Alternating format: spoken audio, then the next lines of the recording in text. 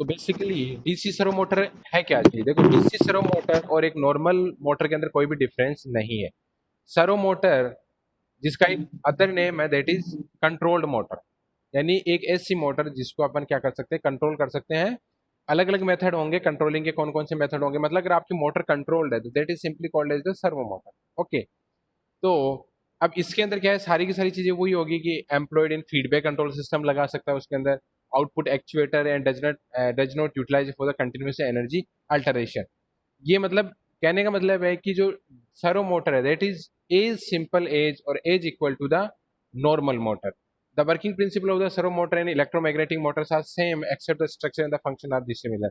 यानी देखो, servo motor और जो इलेक्ट्रोमैग्नेटिक मोटर का मतलब डीसी मोटर की जिसकी अपन बात कर रहे हैं, वो दोनों की दोनों चीजें सेम ही है, कोई डिफरेंस नहीं है। बस डिफरेंस क्या है उनका, एक तो स्ट्रक्चर का डिफरेंस है, यानी उनका जो working principle that is similar, यानी उसी लोरेंज फोर्स के ऊपर, और Faraday's law of electromagnetic induction है उसी, फेराडेज लॉ ऑफ इलेक्ट्रोमैग्नेटिक है, उसके ऊपर सारा का सारा वर्क करेगा। लेकिन the main difference between servo motor and the electromagnetic motor is first one your structure and second one your the function are dissimilar. Functions मतलब एप्लीकेशंस, यानी डीसी मोटर जहां पे अप्लाई एप्लीकेशंस में यूज होंगी, वहां पे क्या होगी, आपकी सर्वो मोटर यूज हो भी सकती है नहीं भी हो सकती है, बट यानी कहने का मतलब है कि दोनों का जो एप्लीकेशन होगा दैट विल बी डिफरेंट। यानी कोई डीसी मोटर अगर किसी पर्टिकुलर एप्लीकेशन में काम आ रही है तो इट इज नॉट एसेंशियल और it is not necessary that servo motor is also use their. यानी वहां पे यूज हो भी सकती है नहीं भी हो सकती है एप्लीकेशन पॉइंट ऑफ व्यू से। और दूसरा उनका जो स्ट्रक्चर है, construction structure that is different. यानी जैसे रोटर या स्टेटर होता है किसी मोटर के अंदर, आर्मेचर हो गया, फील्ड वाइंडिंग होगी, तो उसका जो स्ट्रक्चर है दैट इज डिफरेंट। तो यही बेसिकली डिफरेंट है सर्वो मोटर और उसके अंदर। ठीक है। अब अपन सर्वो मोटर है उनके बारे में बात करते हैं। तो सर्वो मोटर बेसिकली दो टाइप की होती है। First one is your DC servo motor and second one is your AC servo motor. तो वन बाई इन दोनों के बारे में स्टडी करेंगे, DC servo motor and AC servo motor. नाम से ही पता है कि AC servo motor that works on the DC direct current that is called the DC servo motor, and those motors whose work principle of working is on based on AC, then these motors are called as the AC servo motor। DC पे काम करेगी DC servo motor, AC पे काम करिए that is AC servo motor। Okay.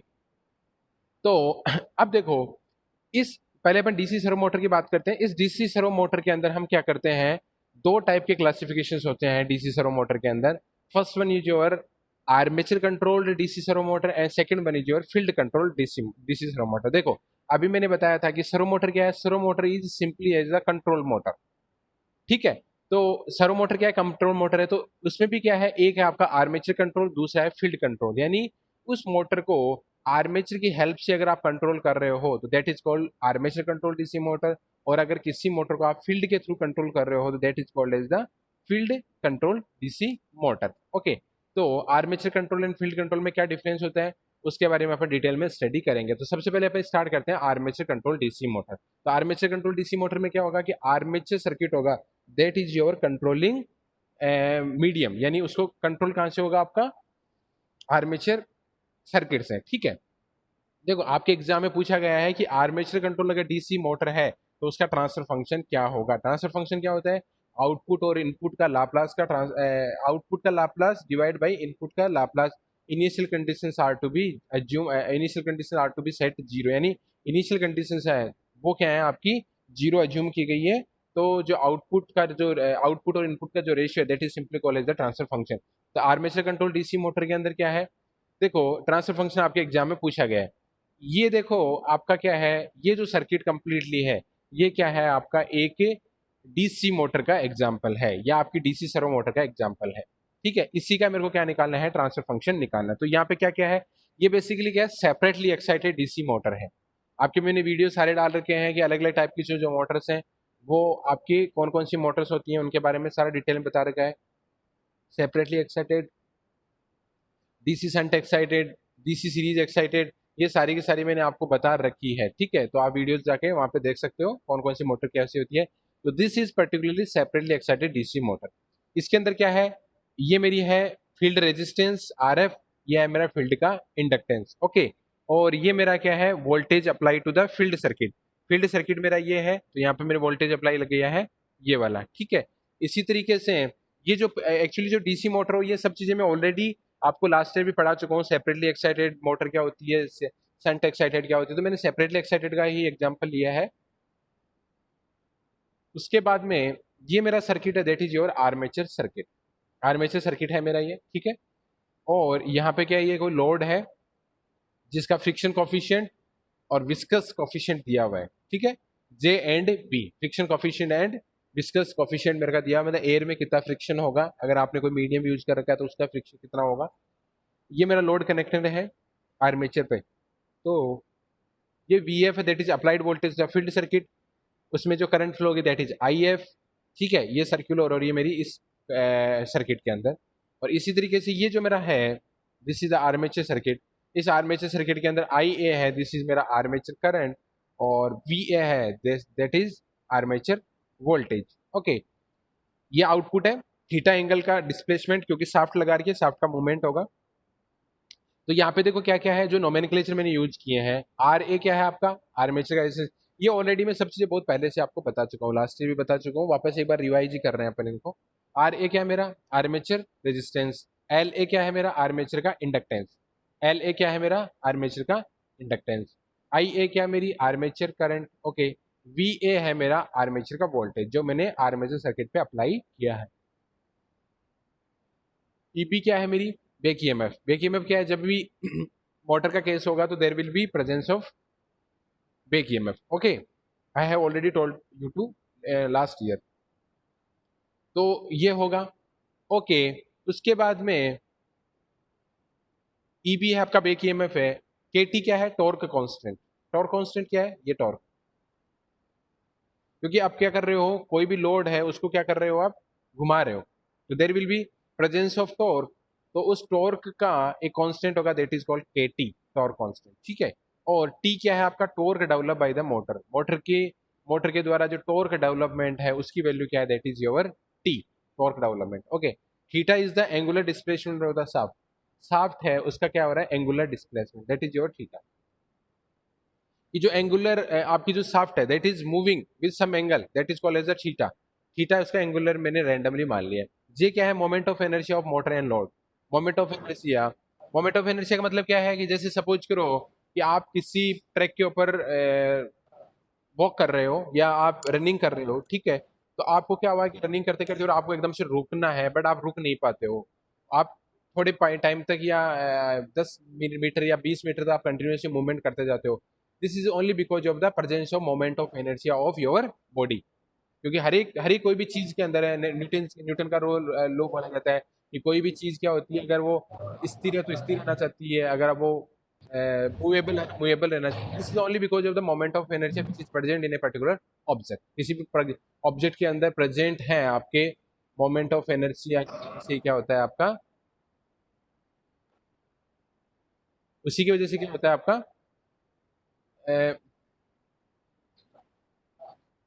आपका movement या stationery आप रह पाते हो, ठीक है। तो ये कुछ nomenclature that are used by me, ये R A, L A, I A, V A. अब आप इसका न्यूमेरिकल देखते हैं, ठीक है। बी क्या है, friction coefficient of motor and load. Friction coefficient. J क्या है, moment of inertia, P is the your friction of coefficient, okay. K B क्या है आपका, back EMF constant. K B है बेक ईएमएफ कांस्टेंट। तो अब देखो, आर्मेचर सर्किट की अगर बात करें, this is your armature circuit, इसका एक इलेक्ट्रिकल इक्विवेलेंट सर्किट देखता हूँ, मतलब इलेक्ट्रिकली उसको कैसे रिप्रेजेंट करेंगे। तो it will be something like this. ये देखो आप कि वी ए मैंने वोल्टेज अप्लाई किया है, और इस आर्मेचर का कोई आर ए रेजिस्टेंस है, and L A is the, Manish Meena आप प्लीज म्यूट कर लो, विकास सेपट भी म्यूट कर लो, ठीक है। तो this is R A is my armature resistance, okay. This is L A, this is your armature reactance, okay. तो इसमें से जो करंट फ्लो रही है that is your I A, armature current, okay. E B is your back EMF, E B is your back EMF, okay. तो by using Kirchhoff voltage law, by using Kirchhoff voltage law we can write this. अगर मैं इस entire circuit के अंदर Kirchhoff voltage law लगाता हूं तो मेरा क्या होगा, I A R A that is drop in armature resistance, okay. L A into D I by, क्योंकि वी एल इक्वल टू क्या होता है, L D I by D T, you no.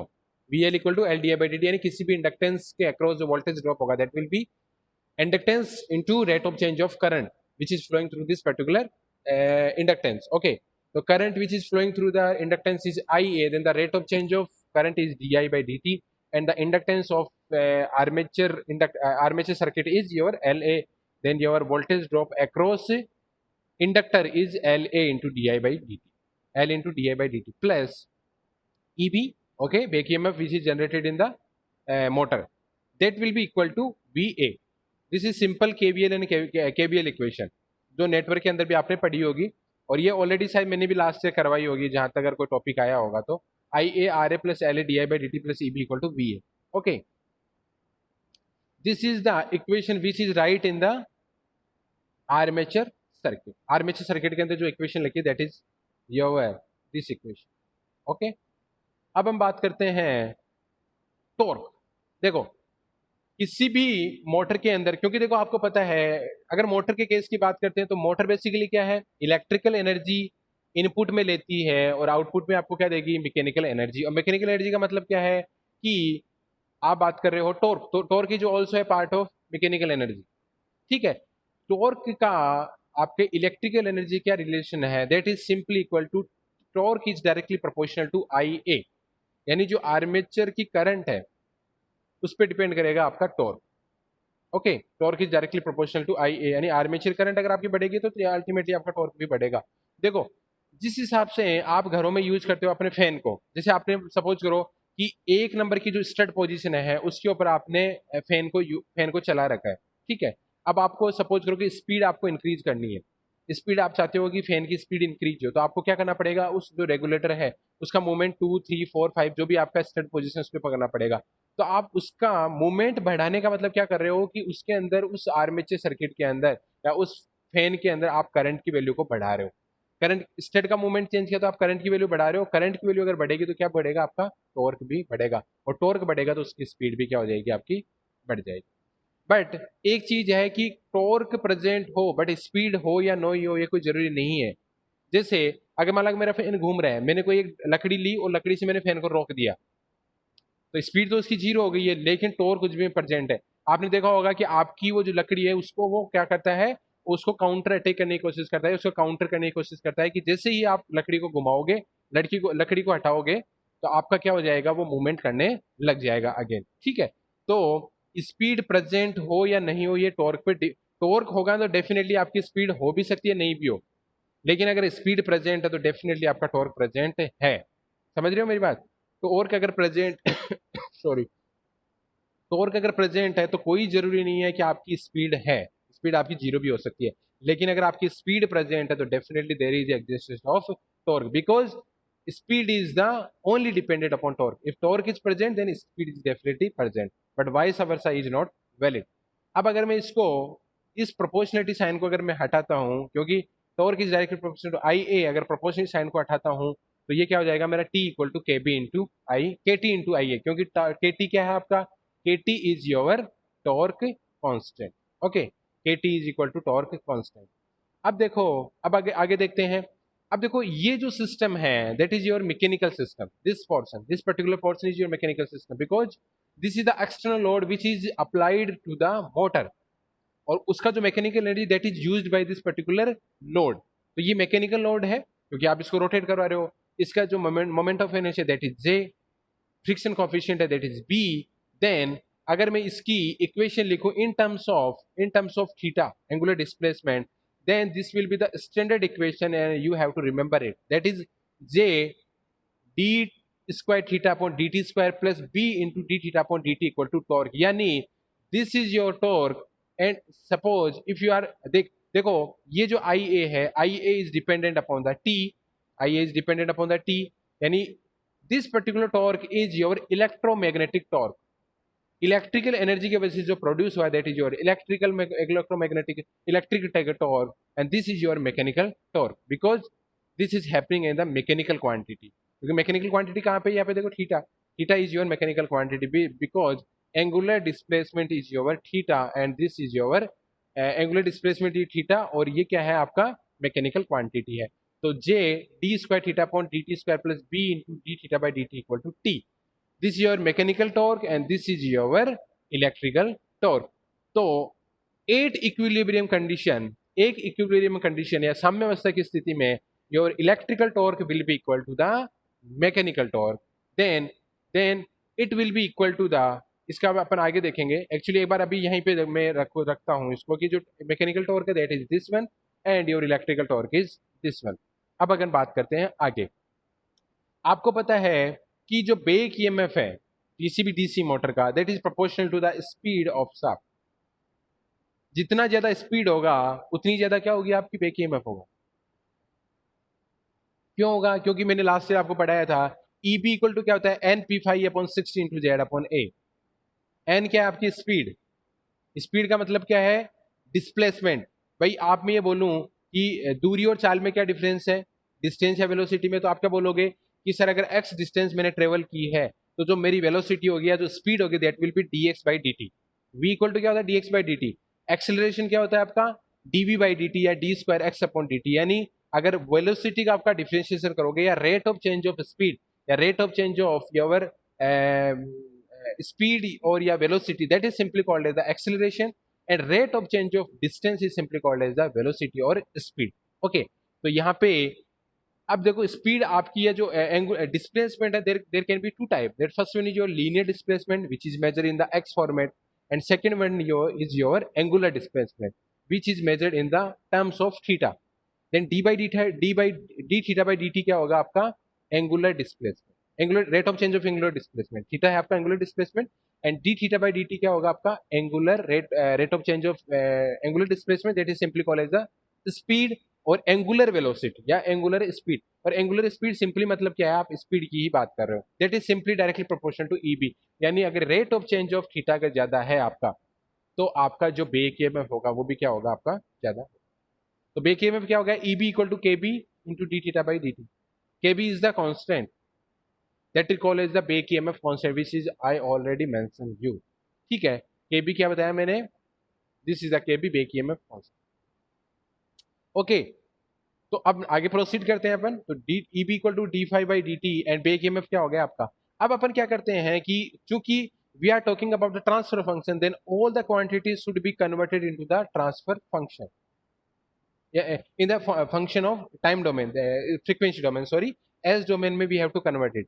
यानी आपको क्या करना पड़ेगा एस डोमेन में उसको क्या करना पड़ेगा कन्वर्ट करना पड़ेगा। तो मैं क्या करता हूँ एस डोमेन में कन्वर्ट करने के लिए देखो कि Laplace transform of V A is equal to B of S. This is your V A is your time domain and you have converted it into S domain या frequency domain. यानी time domain को आपने frequency domain में convert कर दिया तो आपके क्या हो जाएगा एस में कन्वर्ट हो जाएगा वी ऑफ एस। इससे जो बेक ईएमएफ है that is converted into EB of S L of T that is torque, इसका भी लाप्लास किया तो दैट इज टी ऑफ, यानी this is the function of S. या ब्रैकेट क्या शो कर रहा है कि this is the function of S, S domain में आपका चेंज हो रहा है। इसी तरह एल ऑफ आई ए क्या है I A of S and L of theta क्या है थीटा ऑफ एस। ओके, तो जो डिफरेंशियल इक्वेशंस हैं दैट विल बी कन्वर्टेड, जो मैंने इक्वेशंस आपको बताई थी अभी सारी मैंने कंबाइन कर दी है। चार इक्वेशंस लिखी थी अपन ने। First one is the I A R A plus L A d I by D t plus E B equal to B A, that is equation valid for the armature circuit। second one is your T equal to KTIA, this is your electrical torque, and J D square theta upon dt square plus B into d theta by dt equal to T, this is your for your mechanical torque, and last one is your Back EMF, that is depending upon the rate of change of angular velocity, angular speed, angular displacement। okay, तो अब इन सारी equations हैं उनका मेरे को क्या करना है लाप्लास लेना है। तो मैं सब इक्वेशन का लाप्लास लेता हूँ। ओके, तो जब मैंने इसका लाप्लास किया तो that is converted into I A, किस में कन्वर्ट हो गया I A S into R A plus, अगर मेरा डिफरेंशिएशन है तो उसका क्या हो जाएगा S into I A S. ये आई थिंक नेटवर्क के अंदर आपने पढ़ा होगा कि लाप्लास कैसे अपन कन्वर्ट करते हैं। अगर आपका D I by D T है तो उसका लाप्लास क्या होगा S into I A S या S into I L A. EB का क्या हो जाएगा आपका ईबी ऑफ एस और वी ए का क्या हो जाएगा वी ए ऑफ एस। ये तो ये एक इक्वेशन, ठीक है, थोड़ा सा प्लस साइन थोड़ी दूर है बट दिस इज द एक सिंगल इक्वेशन। ओके, अलग अलग नहीं है। इसी तरीके से अगर इसकी इक्वेशन की बात करेंगे तो क्या हो जाएगा टी ऑफ एस, लाप्लास में कन्वर्ट कर रहा हूँ, दैट इज के T into I A O F. के टी का आपका एस क्यों नहीं आया क्योंकि के T is the constant, constant का कभी कभी लाप्लास नहीं निकाला जाता है। कोई भी वेरिएबल क्वांटिटी होगी that will have the Laplace transform. ठीक है, इस तरह से इसका लिखेंगे तो क्या हो जाएगा जे एस स्क्वायर, क्योंकि देखो अगर डी बाई डी टी है तो क्या हो जाएगा आपका एस इंटू एल ए, अगर आपका डबल डिफरेंशिएशन है तो क्या हो जाएगा आपका एस स्क्वायर, तो J S square theta S plus B into S into theta S into theta d by D T S into theta S equal to T of S, equal to T of S. इसी तरीके से A B of S क्या है, A B of S क्या है, K B into D theta by D T S into theta, A B equal to K B into S into theta S.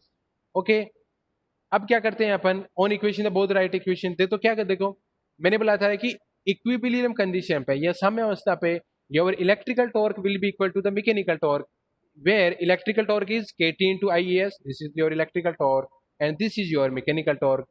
At the equilibrium condition both the torque is equal, that's why equation number 2 is equal to exactly equation number 3. तो equation 2 और equation 3 क्या है मेरे, equal कर दिए। तो यहां से मेरा क्या निकल गया, आई ए ऑफ एस निकल गया, यानी जो आर्मेचर करंट है उसकी वैल्यू निकल गई, that is J S square B S upon K T into theta of S.